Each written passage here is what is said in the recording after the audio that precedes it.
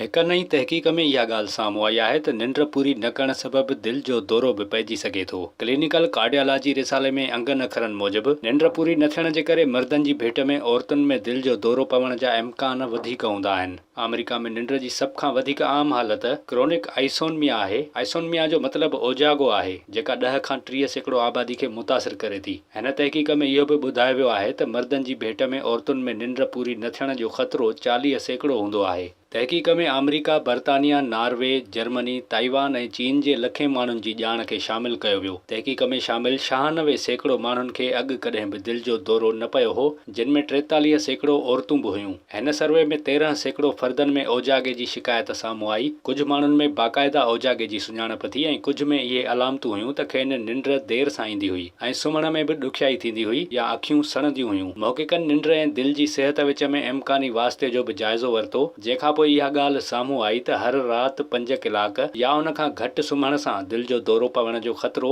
6 खां 8 कलाक निंड करण जी भेट में वधीक हूंदो आहे। तहक़ीक़ में इहो बि ॿुधायो वियो आहे त ज़रूरत खां वधीक निंड बि नुक़सानकार आहे, छो त अहिड़ा माण्हू जेके घणो सुम्हनि था उन्हनि खे बि दिलि जो दौरो पवण जा इम्कान ओतिरा ई आहिनि। विज़िट कयो अवामी आवाज़ मीडिया ग्रुप जी वेबसाइट awamiawaz.pk